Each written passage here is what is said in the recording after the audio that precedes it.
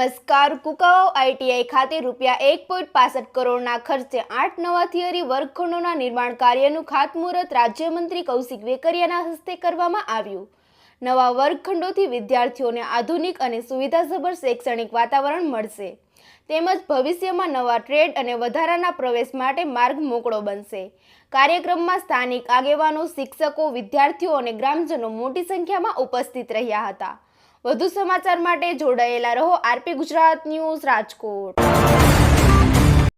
આજરોજ મોટી કુકાવ ગામ ખાતે ઔદ્યોગિક તાલીમ કેન્દ્ર કુકાવ મોટી ખાતે જે 165 લાખના ખર્ચે જે વિદ્યાર્થીઓ માટે ટેકનિકલ તાલીમ માટે જે રૂમો બનાવવામાં આવ્યા છે તેમનું ખાતમુહૂર્ત ગુજરાત સરકારના મંત્રીશ્રી અને આપણા ધારાસભ્યશ્રી કૌશિકભાઈ વેકરિયા દ્વારા કરવામાં આવ્યું. એ પ્રસંગે કુકાવ ગામના આગેવાનશ્રીઓ, આઈટીઆઈ સ્ટાફ અને જે લોકોએ સહભાગી થયા છે ખૂબ આભાર વ્યક્ત કરું છું. કુકાવ મોટી ગામ ખાતે જેટલા વિકાસના કાર્યો થઈ રહ્યા છે છેલ્લા 50 વર્ષોમાં એટલા કાર્ય નથી થઈ રહ્યા જેટલા કૌશિકભાઈ વેકરિયાના નેતૃત્વમાં જે કાર્ય થઈ રહ્યા છે એ બદલ ફરી એક વખત સરપંચ તરીકે હું કૌશિકભાઈ વેકરિયાનો ખૂબ ખૂબ આભાર વ્યક્ત કરું છું. જય હિન્દ, જય ભારત. મોટી કુકાવ ગામના આંગણે તમે જોઈ રહ્યા છો કે સતત મોટી કુકાવ ગામ જ નહીં પણ સતત અમરેલી જિલ્લામાં આ વિકાસની જ્યારે વણઝાર ચાલી રહી છે ત્યારે આપણે એના ભૂતોના ભવિષ્ય કોઈ દિવસ વિચાર્યું હતું કે મોટી કુકાવ ગામને 165 લાખ કોઈ નાની રકમ હોતી નથી. 5 અને 10 લાખની આપણે વાતો કરતા હોય છે.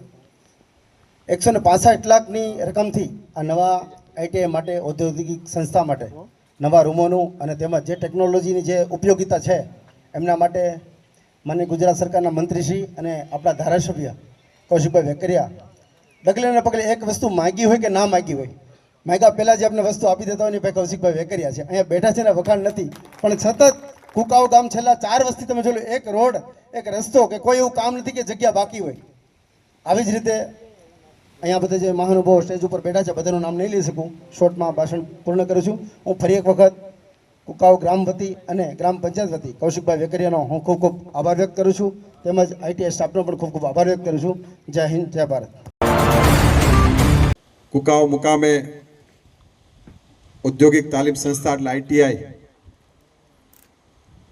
એમના ખાતમુહૂર્ત પ્રસંગે આપણી વચ્ચે ઉપસ્થિત તાલુકા પંચાયતના પ્રમુખના પ્રતિનિધિ ભાઈ શ્રી યોગેશભાઈ, વિસ્તારના જિલ્લા પંચાયતના સભ્ય ભાઈ શ્રી કમલેશભાઈ, ગામના સરપંચ, યુવાન અને ઉત્સાહી આગેવાન સરપંચ શ્રી સંજયભાઈ, યાર્ડના ચેરમેન ભાઈ શ્રી ગોપાલભાઈ, જિલ્લા પંચાયતના સભ્યના પ્રતિનિધિ ભાઈ શ્રી સંજયભાઈ, અમારી સાથે પધારેલા જિલ્લા પંચાયતના સભ્ય ભાઈ શ્રી આશીષભાઈ, પ્રાંત મામલતદાર શ્રી, ટીડીઓ શ્રી, પૂજ્ય સંતો ભાઈ શ્રી જગદીશભાઈ, અહીંયા ઉપસ્થિત ગામના સૌ વડીલો, અલગ અલગ સૌ હોદ્દેદારશ્રીઓ, ખાસ કરીને સરપંચને તો મેં ના પાડી હતી કે સ્ટેજ કાર્યક્રમને ખાલી ખાતમુહૂર્ત જ રાખશું, પણ મયુરની કે વાત તો માન્ય રાય નહીં.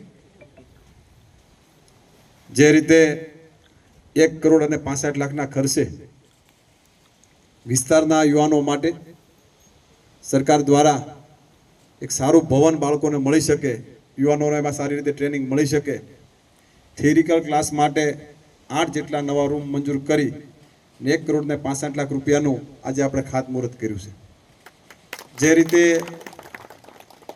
કુકાવા તાલુકાની અંદર જે રીતે વિકાસની હરણફાળ રાજ્ય સરકાર દ્વારા આપવામાં આવી રહી છે, તમે બધા જોઈ રહ્યા છો કે 15-20 દિવસ ના થાય 1-2 ખાતમુહૂર્ત ને 1-2-3 લોકાર્પણ એ કુકાવા શહેર તાલુકાને કે અંદર કે ન થાય એવું ના બને એ પ્રકારના વિકાસની કામગીરી એ સમગ્ર અમરેલી વિધાનસભાની અંદર અત્યારે હરણફાળ ભરીને આગળ વધી રહી છે.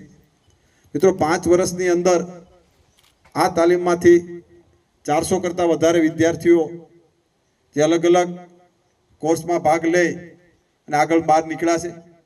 એમાં 90 કરતાં વિદ્યાર્થીઓને ક્યાંક નોકરી મળી છે, 98 કરતાં વધારે લોકોએ પોતાના ક્યાંક ધંધામાં જોડાણા છે.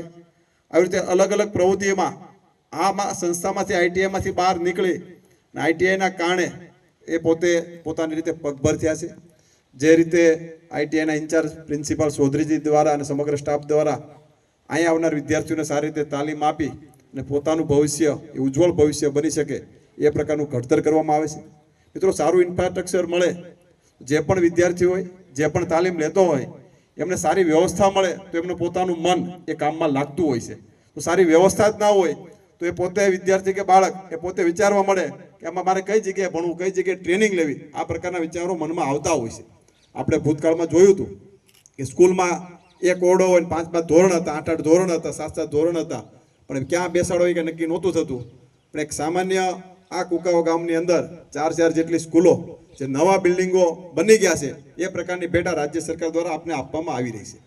આ પ્રકારના કામો જ્યારે થતા હોય ત્યારે આપણે સવિશેષ રાજ્યના યશસ્વી મુખ્યમંત્રી આદરણીય ભૂપેન્દ્રભાઈ પટેલ સાહેબ, નાયબ મુખ્યમંત્રી આદરણીય હર્ષભાઈ સંઘવી સાહેબનો આભાર માનવો પડે કે સરકારની હરેક યોજનાઓ એ અમરેલી જિલ્લા માટેની વાત હોય, અમરેલી વિધાનસભા માટેની વાત હોય, તમે કોઈ માગણી કરી હોય કે ના કરી હોય પણ અમારા ધ્યાનમાં હોય લગભગ મંજૂર કરી દીધું હોય. સંજયભાઈ, એમાં ક્યાંય અમે બાકી રહેવા દેતા નથી. ઘણા સમયથી પ્રશ્ન હાલતો હતો સૌની યોજનાના વાલનું પાણી ક્યારે આપશો, ક્યારે આપશો. લગભગ અઠવાડિયા 10 દિવસમાં લાઈન ચાલુ થાય તો તમારે ત્યાં તળાવ પણ પાછા ભરાઈ જાય. એ વાલનું લોકાર્પણ કરવા થોડાક દિવસની અંદર આપણે કાર્યક્રમ પણ રાખશું. લગભગ 2 કંઈક ચેમ્બર બનાવવાની બાકી રહી છે, બાકી બધું કામ પરિપૂર્ણ થઈ ગયું છે. એટલે ભગાભાઈ જે વાતો કરતા ને જવાબ આપજો, બરોબર? હા, એટલે 2 ટાંકી તમારા ધ્યાનમાં હોય ને, બધું 2 ટાંકી બાકી છે. એટલે વધીને અઠવાડિયા 10 દિવસમાં એ કામગીરી પરિપૂર્ણ થઈ જાય. કારણ કે ખેડૂત માટે પાણી એટલે આપણે જીવાદોરી સમાન ગણી શકાય. તળાવો એકવાર ભરાઈ જાય તો તળ પાણી ઊંચા આવે તો ઓટોમેટિક આપણા જમીનના તળ ઊંચા આવી જાય અને બધા ખેડૂતોને એમાં ફાયદો મળતો હોય છે. એટલે આ પ્રકારની કામગીરી એ સરકાર દ્વારા આપણા વિસ્તાર માટે ખૂબ સારી રીતે થઈ રહી છે. આ ભૂતોના ભવિષ્ય જે રીતે સમગ્ર વિસ્તારની અંદર કોઈ પણ ગામમાં જાઓ, 115 ગામની અંદર ગામના લોકોએ માગ્યું હોય કે ના માગ્યું હોય પણ અમારા ધ્યાનમાં આવે અમે સરકારમાંથી મંજૂર કરીને એમને ભેટ આપી છે અને આપી છે. એમાં કોઈ જગ્યાએ કોઈ પ્રકારની બાદબાકી એક પણ ગામને અમે ક્યારેય કરવા દીધી નથી અને કરવાના પણ નથી. વિશેષ સમય લેતો નથી કારણ કે મેં સરપંચને કાલે જ ના પાડી હતી. સ્ટેજ કાર્યક્રમ નહીં, ખાલી 10 મિનિટ ખાતમુહૂર્ત કરી પાછા અમરેલી કાર્યક્રમમાં જવાનું. જુનાગઢથી આવતો હતો એટલે કુકાઓ અમે નક્કી એડવાન્સ કરી રાખ્યું હતું.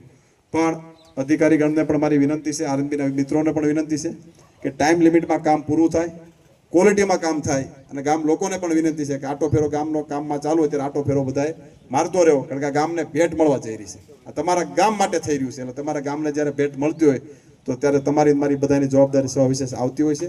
એટલે બધા જ લોકો એક આપણા જે કહેવાય ને આપણું ભવિષ્ય જે ઘડતર થવાનું છે એવી વ્યવસ્થા જ્યારે સરકારે આપી હોય ત્યારે એ તમારી મારી બધા માટે ગૌરવની વાત છે. આપ સૌનો આભાર માનું છું.